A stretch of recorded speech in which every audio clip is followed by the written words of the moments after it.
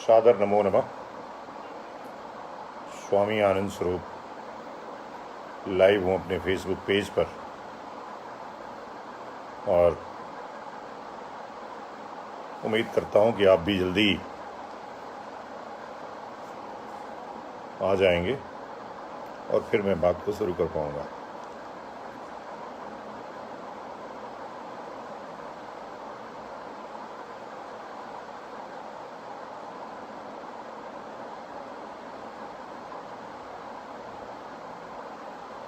आज थोड़ा फेसबुक का समय हमने कम किया है। आज केवल 30 से 35 मिनट ही लाइव रहूँगा।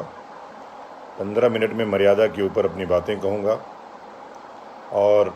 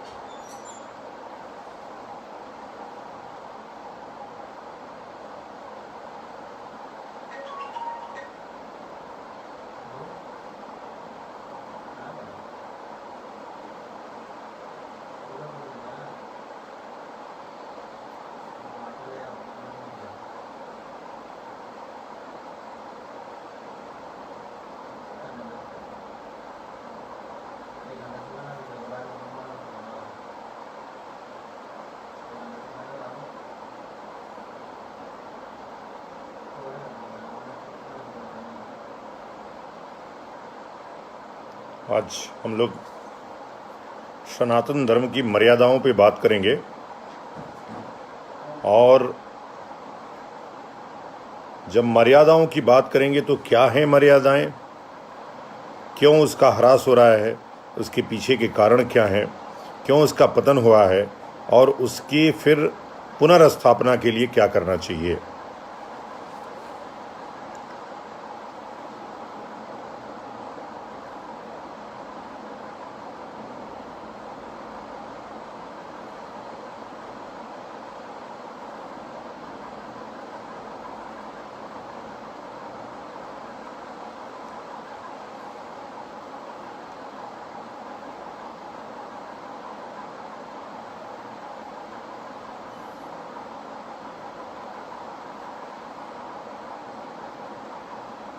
उसके पहले हम लोगों को मैं स्मरण दिला दूं कि हम लोगों के जो पालघर के आंदोलन की बात थी, वो कल हम लोग जो पिटीशन दाखिल हुआ है उसमें हम भी पार्टी बन जाएंगे और सीबीआई की जांच की मांग हम लोग न्यायालय से करेंगे और लॉकडाउन तक ये न्यायालय अगर नहीं किया तो फिर आंदोलन, एक भीषण आंदोलन करेंगे।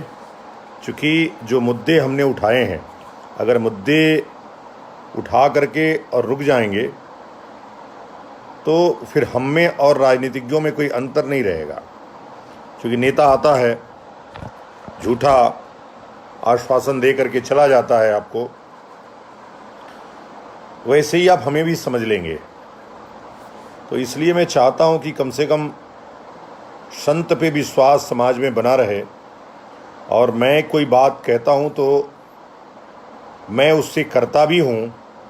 यह विश्वास, चूँकि सत्य की कमी हो गई है, विश्वास की कमी हो गई है, कथनी और करनी में अंतर हो गया है, ये भी एक मर्यादा है और उन मर्यादाओं को हम भूल गए हैं। ऋषियों के द्वारा बनाए हुए नियम जो वेदों में वर्णित है और जिसका पालन हमारा कर्तव्य है, ये सबके समुच्चय को हम मर्यादा कहते हैं। और यदि हम इन मर्यादाओं का पालन नहीं करते हैं, कभी कोई भूल हो गई, भूल से हम अमर्यादित कृत्य कर गए, तो उसके लिए प्रायश्चित का विधान है अगर हम उस प्रायश्चित को नहीं मानते हैं तो समझिए आपने सनातन धर्म को न समझा, ना आपने सनातन धर्म के साथ कोई न्याय किया। जो लोग हैं ज़रा इसको आगे बढ़ाते रहेंगे, लोगों को बताते रहेंगे। और मैं मर्यादा पे बात शुरू करूं, इसके पहले मुझे संतों को नमन करना था, आपको पालघर की बात बतानी थी, उसका डेवलपमेंट बताना था। क्योंकि पालघर हमारी अस्मिता का प्रश्न है, और जिसकी अस्मिता और जिसका कोई जबान की कीमत नहीं होती, फिर भगवा वस्त्र पहनना हमारा बेकार है। मैं आपको भी, अपने कार्यकर्ताओं को भी, चूँकि यहाँ मैक्सिमम जितने लोग होते हैं वो कहीं ना कहीं शंकराचार्य परिषद के कार्यकर्तागण होते हैं, और उनका भी कर्तव्य है कि अधिकतम लोगों तक बात हमारी जाए। मैंने देखा कि एक बॉम्बे का C grade actor 35 lakh follower के साथ काम कर रहा है। जब वो जाता है, चूँकि आप जब आते हैं तो आप तो ऐसे शेयर नहीं करते, उनके लोग बैठे हुए हैं जो अधिकतम लोगों तक बातें अपनी पहुंचा रहे हैं। हमारा भी कर्तव्य है कि हम अधिकतम लोगों तक शंकराचार्य परिषद का संदेश कैसे पहुंचे, इसकी चिंता करें। और अब से जो लाइव का कार्यक्रम है वो सिर्फ 30 से 40 मिनट रहेगा, क्योंकि हमको भी समय का अभाव है और आपको भी, हमको लगता है कि समय का अभाव है। तो जितना समय आप या तो लाइव पे आइए, नहीं आइए तो पूरे समय बने रहिए, आधे घंटे बस। तो 30 मिनट परिषद के लिए पर डे देना यह हमारे लिए अनिवार्य है। इसलिए, और आए तो कम से कम बैठे नहीं, करते रहें, कुछ जो भी कर सकते हैं उसको करते रहें, लोगों को जोड़ते रहें। बात हम लोगों को मर्यादाओं की करनी है, और जब हम मर्यादाओं की बात करते हैं तो हमको मर्यादा पुरुषोत्तम राम का स्मरण आता है। हमको अपने इतिहास की तरफ जाना चाहिए कि किस तरह की मर्यादाओं का पालन हमारे महापुरुषों ने, हमारे ऋषियों ने, हमारे लोगों ने किया है। क्या वर्तमान समय में हम या हमारे नेता, हमारे लीडर्स, हमारे धर्माचार्य उन मर्यादाओं का पालन कर रहे हैं या नहीं कर रहे हैं? तो मैं कहूँगा कि आज के युग में मर्यादा नाम की कोई चीज़ रह नहीं गई है, वह पूरी तरह से ध्वस्त हो गई है। तो हमको उस पूरी मर्यादा की जो इमारत है वो पूरी नींव से खड़ी करनी पड़ेगी, और जब नींव से खड़ी करनी पड़ेगी तो हमको सबसे पहले उन मर्यादाओं का ज्ञान होना पड़ेगा कि वो मर्यादाएं कौन हैं और ये जीवन कैसे हमारा बीत रहा है। अमर्यादित जीवन पशु के समान है।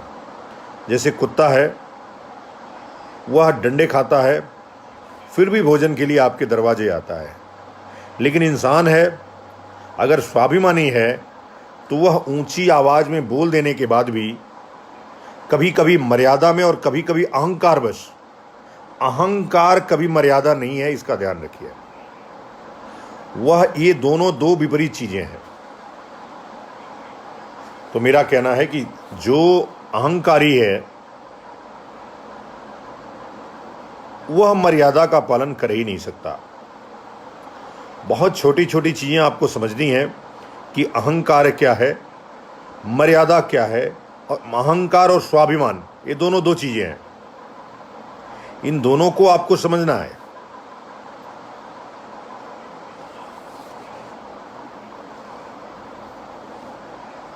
तो मर्यादाओं का निर्माण सृष्टि के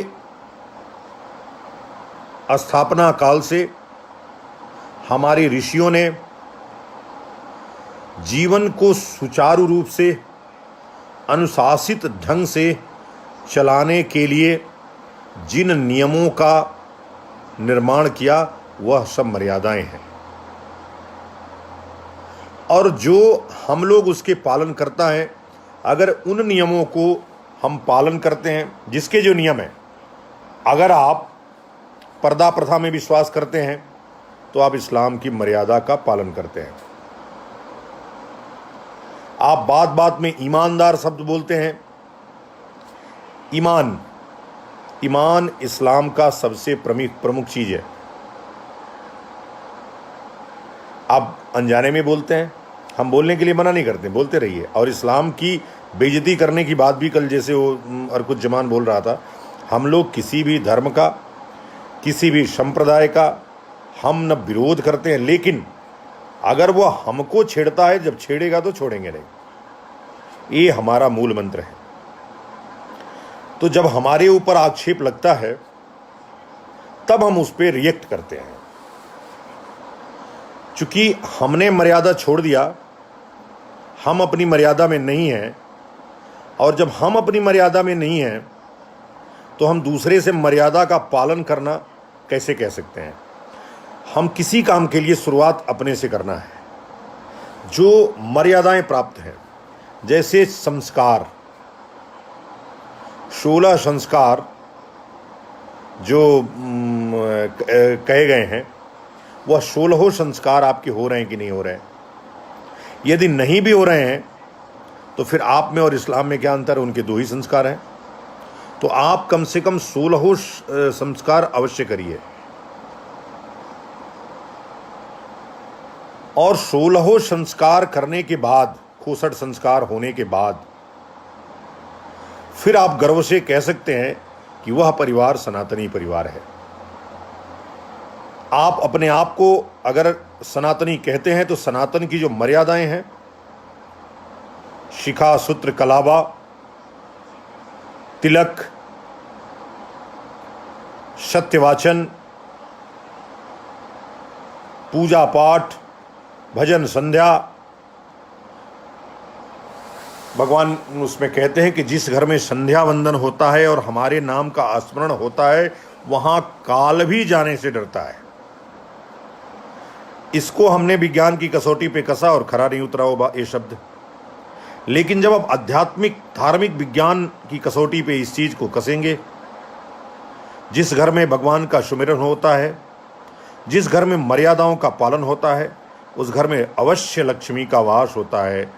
अवश्य वह घर में धन धान्य से परिपूर्ण, स्वास्थ्य से परिपूर्ण, कभी उस घर में अस्वस्थ कोई व्यक्ति नहीं होता है। और यदि हम सनातन मर्यादाओं का पालन करते रहे तो हमको कभी लक्ष्मी का क्षय नहीं होगा, स्वास्थ्य का क्षय नहीं होगा। वो मर्यादाएं जो हमारी ऋषियों ने बनाया, जो हमारे महर्षियों ने बनाया, जैसे जन्म होते ही गर्भाधान की प्रक्रिया के बाद जो जो प्रक्रियाएं हैं महिलाओं के लिए, अगर उनका पालन हो, जैसे महिला एनेमिक है, कमज़ोर महिला है, तो वो स्वस्थ संतान कैसे पैदा कर सकती है। सरकार अभी देख रहे हैं कि तमाम ये आंगनबाड़ियों को इसी काम में लगाए हैं, लेकिन उसमें हो क्या रहा है। आंगनबाड़ी की औरतें मैं गांव में देखता हूं, वो जितनी भी हैं सब दरिया खरीदती हैं और पशुओं को बेचती हैं। मैं दावे के साथ कह सकता हूं कि एक भी जो पौष्टिक आहार है वह किसी गर्भवती महिला को नहीं जाता है। उन आंगनबाड़ी कार्यकर्ताओं के पास कोई भी आंकड़ा नहीं है, लेकिन फिर भी न सरकार उस पर ध्यान देती है। क्योंकि सरकार ही हम ही अमर्यादित हैं, तो सरकार क्यों मर्यादित रहे। मर्यादा स्थापित करना हमारा काम है। हमने अपने बड़े छोटों को ध्यान रखा कि नहीं, अपने शब्दों का जो शब्द हमने दे दिया उसका ध्यान रखा कि नहीं, जो हमने मर्यादा के लिए बोल दिया उसका हम वचनों का पालन कर रहे हैं कि नहीं कर रहे हैं, नियमों का पालन कर रहे हैं कि नहीं, आहार विहार ठीक कर रहे हैं कि नहीं कर रहे हैं, ये सब मर्यादा के दायरे में है। अगर इसका पालन ठीक से नहीं हो रहा है, आप अभी रामायण को देख करके खत्म किए, दूरदर्शन पे आ रहा था, पूरे विश्व में सबसे ज्यादा देखा जाने वाला धारावाहिक रहा, रिकॉर्ड है अभी तक। वो क्यों रहा? क्योंकि आप चाहते हैं कि राम की मर्यादा स्थापित हो, लेकिन उसकी शुरुआत हमसे ना हो। और जब तक हर व्यक्ति यही सोचता रहेगा तो राम की मर्यादा कैसे स्थापित होगी, राम राज्य कैसे स्थापित होगा। वो राम को अपने अंदर बैठाइए, आप स्वयं राम बनने की कल्पना करिए। वह राम जिसने लोक मर्यादा को ध्यान रख करके अपनी पत्नी का त्याग कर दिया, और धन्य है वो पत्नी भी जिसने जीवन भर, सीता जब उसमें समाहित हो रही है और बोलती है कि मैं जितने जन्म पाऊं आप जैसा ही पति परमेश्वर हमको प्राप्त हो। यह मर्यादा है, यह आदर्श है। तो जब तक यह तब पालन होगा जब आत्मा आपकी परिशुद्ध होगी। आत्मा कैसे परिशुद्ध होगी? तो नियम से। जब आप नियमों में अपने आप को आबद्ध कर लेंगे, ब्रह्म मुहूर्त में जगना शुरू करेंगे, योगा प्राणायाम ध्यान करेंगे, सत्य का आचरण करेंगे, आपकी आत्मा परिशुद्ध हो जाएगी। और जब आपकी आत्मा परिशुद्ध हो जाएगी तब आप स्वयं मर्यादा को स्थापित कर ले जाएंगे।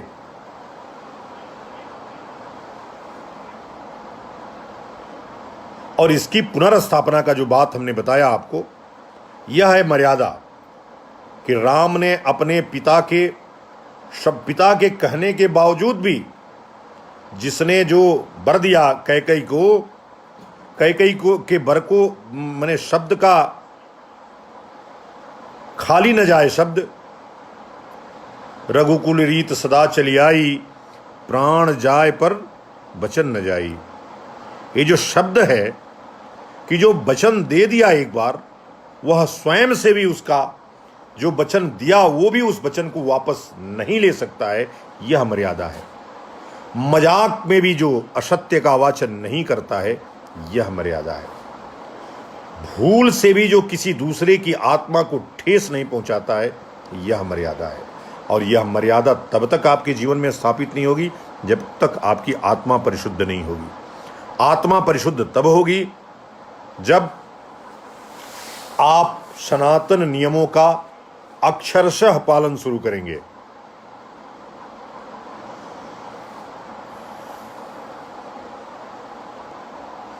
और जब आप अक्षरशः पालन शुरू कर देंगे, आप विश्वास रखिए कि सनातन की पुनर्स्थापना का, प्राचीन भारत के पुनर्निर्माण का जो संकल्प हम सब ने लिया है, वह संकल्प अवश्य पूर्ण होगा। एक दिन राम राज्य अवश्य स्थापित होगा, राम की मर्यादा अवश्य स्थापित होगी। बस शुरुआत अपने से करने की है, हमको करने की है।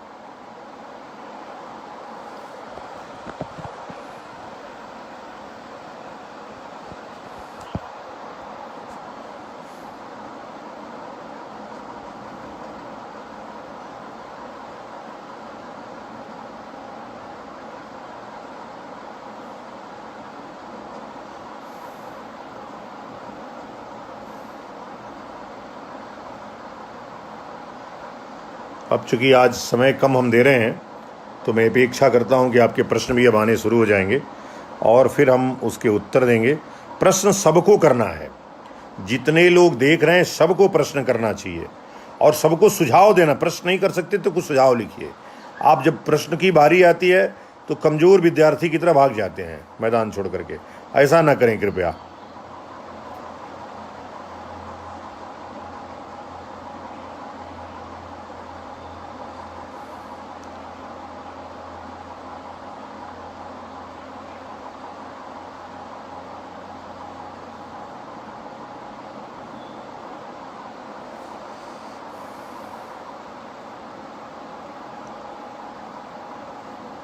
बिल्कुल, नरेंद्र मुदलियार जी बोल रहे हैं कि स्वामी जी, हमारा देश मर्यादा पुरुषोत्तम श्री राम का देश है जो पूरे विश्व के लिए एक आदर्श है। उसके बावजूद हम मर्यादा से दूर क्यों होते जा रहे हैं और आने वाली पीढ़ियों को हम रिश्तों की मर्यादा कैसे सिखाएं? अब ये है मुदलियार जी कि जब तक जो रास्ते हमने बताए हैं आपको, उस पर आप चलने की शुरुआत नहीं करेंगे, भारतीयता को अपने अंदर, चूँकि मर्यादा का जो पालन है, जो पोषण है, वह सिर्फ और सिर्फ भारत में होता है। और लोग पूर्णतः जन्म जन्मांतर, चूँकि यहाँ संस्कार देने पड़ते हैं और लोग जन्म से ही संस्कारित हैं। आप लंदन की धरती पे जाइए, उनको कहने की आवश्यकता नहीं है, चूँकि उनके ट्रेंड में है कि झूठ नहीं बोलेंगे, सत्य ही बोलेंगे। आपको भी विश्वास होगा कि यह अंग्रेज है, बोला होगा तो सही बोला होगा। वो 8 बजे कहेगा तो 8 बजे आ जाएंगे। आपने 8 बजे कहा तो 10 बजे भी नहीं आएंगे। आप बोलते रहेंगे कि हम शंकराचार्य परिषद के कार्यकर्ता हैं और आप कार्यकर्ताओं की संख्या देखिए, हम लोग लगातार इसका प्रचार प्रसार कर रहे हैं, लेकिन प्रचार प्रसार करने के बाद भी लोगों की संख्या बढ़ नहीं रही है। ये भी एक चिंताजनक है और ये भी अब एक अमर्यादा की बात है। दूसरा, मैं सबको ये सूचित करना चाहता हूँ कि जो लोग आए वह आ करके एक तो शेयर करना शुरू करें, लिखना भी शुरू करें, और दूसरा अगर रहें तो 30 मिनट ही सही पूरा समय यहाँ पर दें, ये आवश्यक है। इसलिए हमने समय 1 घंटे से घटा करके आपके लिए आधे घंटे का कर दिया है। तो जब तक हम मर्यादाओं का पालन अपने से शुरू नहीं करेंगे, संस्कार अपने घर में नहीं देंगे, आप भाई से हिस्से के लिए झगड़ा करते रहेंगे। राम ने कभी झगड़ा नहीं किया, भरत ने कभी झगड़ा नहीं किया। भरत ने भैया को जाकर के पूरा बनाने का प्रयास किया कि आपके होते हुए हम राजा कैसे बन सकते हैं। उसने ठुकरा करके झोपड़ी बनाया, झोपड़ी में जमीन के नीचे, जो कि भैया जमीन पे सोएंगे, उससे भी नीचे में सोने का प्रयास करूंगा। ऐसे राजा भरत जैसा भाई आप बनने की मर्यादा अपने अंदर पहले स्थापित करिए। अगर आप बड़े हैं तो भगवान राम की तरफ मर्यादा के बारे में सोचिए कि भरत को सारा राजपाट दे करके अपने वनगमन को चले गए। आप भगवान राम बनिए, तब जाकर के मर्यादा स्थापित होगी। मर्यादा एक एक बिंदु है। सबकी आत्मा स्वयं अध्यापक है उसकी। जब वो अपने भाई को तिरस्कार करता है, अपनी माता पिता का तिरस्कार करता है, समाज में श्रेष्ठ जनों का वो तिरस्कार करता है, तो उसकी आत्मा उसको बोलती है, आत्मा उसको बोलती है। लेकिन हमको समझ में नहीं आता है, हम उसका ध्यान नहीं रखते हैं और ना उसको मानते हैं।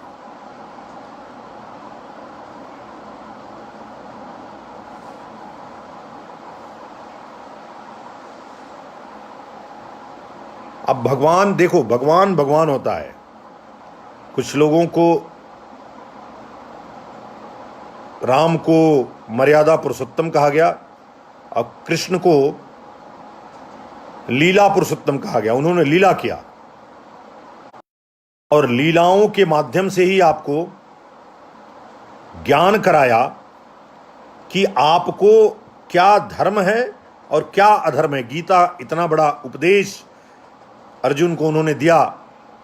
जब अर्जुन विषाद योग से पीड़ित हो गए, उनको लगने लगा कि ये मोह माया में से द्रवित हो गए, उनको महसूस होने लगा कि मुझे तो ये मैं अपने बंधु बांधवों के ऊपर कैसे तीर चलाऊंगा। तो उन्होंने जो क्षत्रिय धर्म था उसकी याद दिलाई कि ये इस वर्तमान समय में युद्ध करना ही तुम्हारा धर्म है, और यह युद्ध तुम कुंती को, तुम उसको द्रौपदी को याद करो, तुम लाक्षागृह को याद करो। वो याद दिलाते हैं कृष्ण। तो कृष्ण ने धर्म की स्थापना की और राम ने मर्यादा की स्थापना की। इसलिए दोनों अपने आप में महत्वपूर्ण हैं और दोनों ने सनातन धर्म की पुनर्स्थापना का काम किया। तो इसलिए ये कहना कि कृष्ण की मर्यादा और राम की मर्यादा, तो मर्यादाएं दोनों की बराबर हैं। कृष्ण ने बार बार इस बात को कहा कि जहां धर्म है वहां मैं हूं, मैं पर्यावरण में हूं, मैं पशु पक्षी में हूं, मैं नदी में हूं, मैं पेड़ों में हूं, मैं आकाश में हूं, मैं पाताल में हूं, हर जगह है। तो कृष्ण ने कहा जहां जहां धर्म है वहां वहां मैं हूं। क्योंकि आप कृष्ण को कभी याद नहीं करते हैं, कृष्ण को तब याद करेंगे जब कृष्ण की याद करने की पात्रता आप में हो जाएगी, जब राम की मर्यादा आप में स्थापित हो जाएगी। कृष्ण को पुकारेंगे तो आपकी रक्षा करने के लिए साक्षात कृष्ण भी आएंगे। आप करके तो देखिए।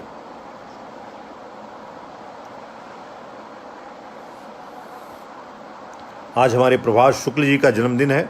जन्मदिन की अनंत शुभकामनाएं, शुभ आशीर्वाद आपको, आपके जीवन में जीवन आपका उत्कर्षमान हो और आप जितना हो सकता है मर्यादाओं का पालन करिए, श्रेष्ठ जनों का सम्मान करिए, शंकराचार्य परिषद द्वारा चलाए जा रहे कार्यक्रमों को आत्मसात करके उसको जन जन तक पहुंचाने का संकल्प लीजिए।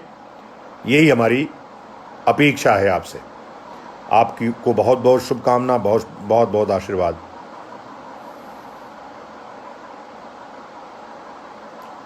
मर्यादा के पतन के कारणों में से एक राजनीतिक परिस्थिति भी है। बिल्कुल सही कह रहे हैं। ने देखिए क्या है कि जैसा समाज होता है वैसा ही उसके नेता हो जाते हैं। अभी समाज पतित है, इसलिए उसका नेता भी पतित होगा। इसके लिए मैं केवल और केवल आपको जिम्मेदार ठहराता हूं।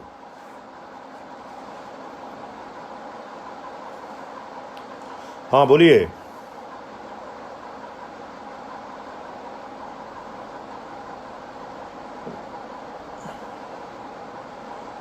आनंद टीवी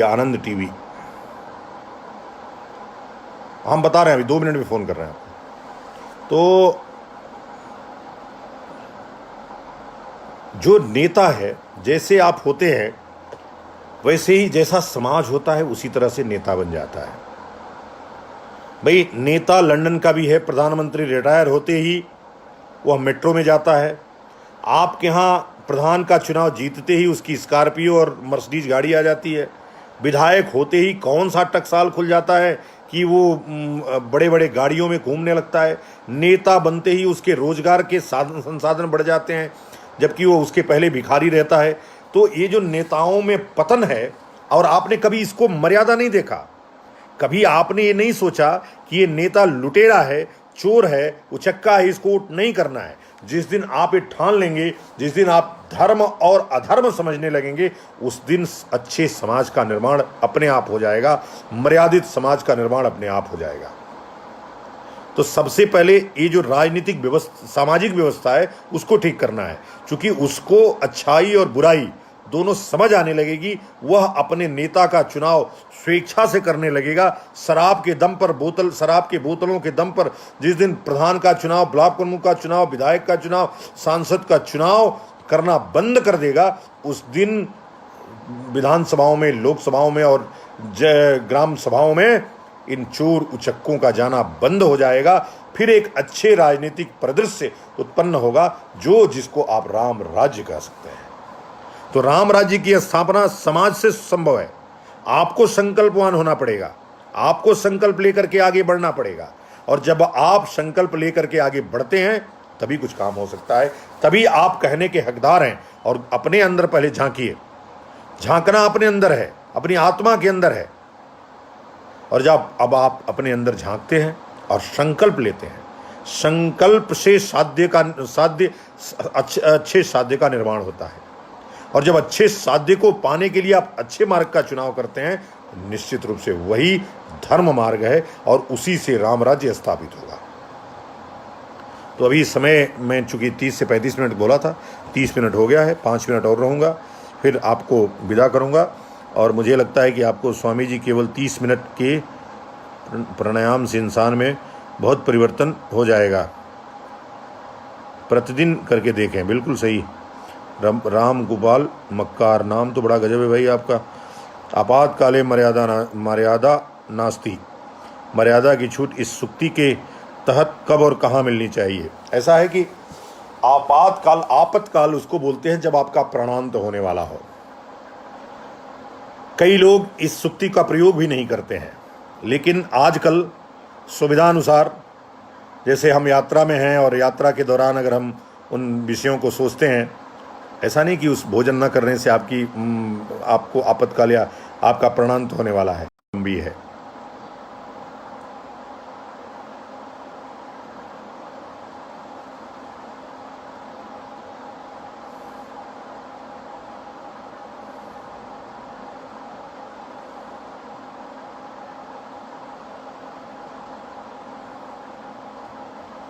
और किसी का कोई प्रश्न है?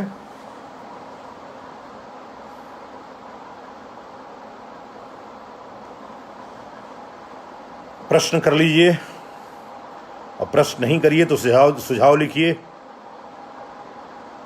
और ये भी लिखिए कि आप किन मर्यादाओं का पालन आजकल कर रहे हैं। आपने सत्य बोलना शुरू कर दिया कि नहीं कर दिया, और जो असत्य हो उसको हमको बताइए, मैं उसका प्रायश्चित बताऊंगा आपको, फिर धीरे धीरे प्रैक्टिस हो जाएगी आपको। लेकिन मेरे से बताने में भी आप सावधानी बरतिए कि मेरे से बताने में भी कहीं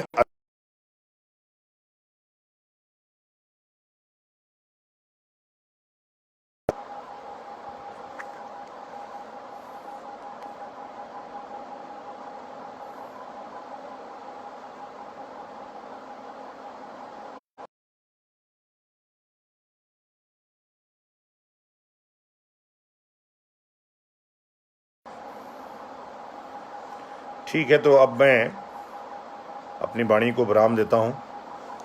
आप सब इतनी बड़ी संख्या में जुड़े, आप सबको बहुत बहुत धन्यवाद। नमो नमः।